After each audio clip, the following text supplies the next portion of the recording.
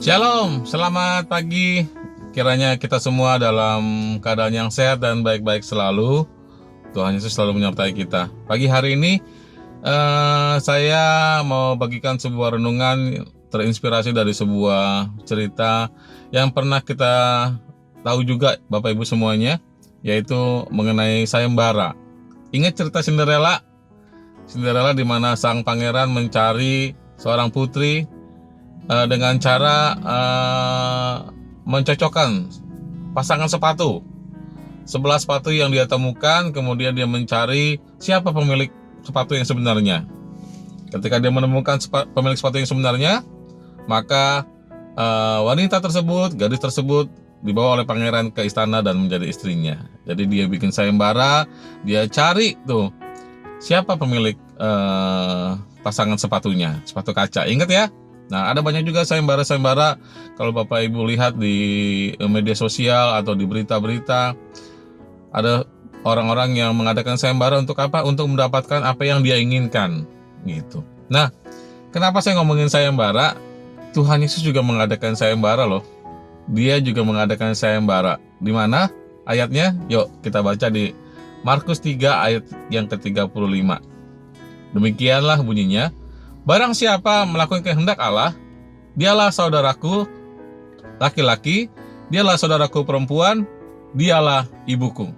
Nah, kita mau jadi saudaranya Tuhan Yesus, kita mau jadi kerabatnya Tuhan Yesus, jadi keluarganya Tuhan Yesus. Bagaimana caranya? Mudah saja. Lakukan kehendak Allah.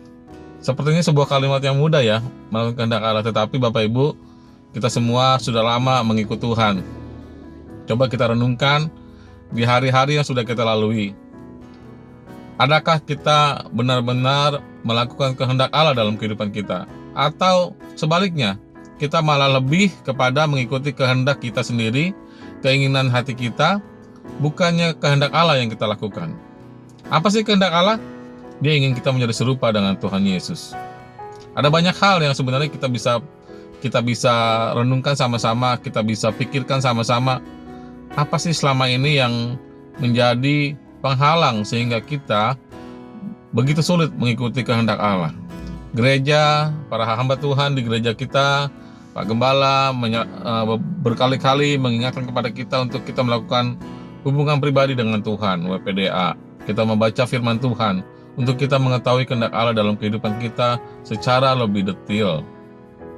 Setiap langkah dalam hidup kita, dalam keseharian kita ketika kita bangun tidur, kita pasti sudah punya tujuan untuk apa yang akan kita lakukan pada sepanjang hari ini. Tetapi, kita tetap perlu Tuhan. Kita tetap perlu Roh Kudus.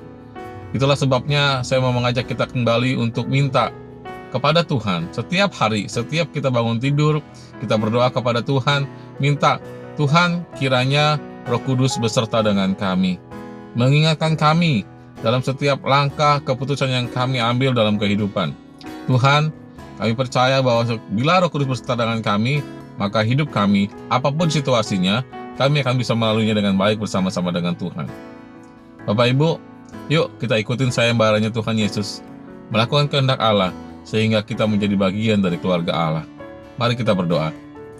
Bapa dalam surga, Tuhan Yesus Roh Kudus, terima kasih buat kekuatan yang Tuhan beri untuk kami menjalani kehidupan. Tuhan, kami ingin melakukan kehendak-Mu dalam kehidupan kami, supaya kami menjadi bagian dari keluarga-Mu, ya Allah.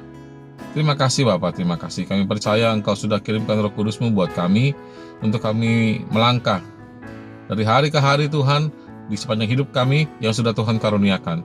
Kami percaya segala sesuatunya Tuhan sudah sediakan bagi kami, Tuhan sudah atur bagi kami, buat kebaikan kami, sehingga kami bisa melakukan kehendak Tuhan, dan kami menjadi keluarga-Mu, ya Tuhan. Bapa dalam surga, Tuhan Yesus Roh Kudus, terima kasih. Dalam nama Tuhan Yesus Kristus kami berdoa. Amin. Yuk, kita lakukan kehendak Allah. Tuhan Yesus memberkati kita semua.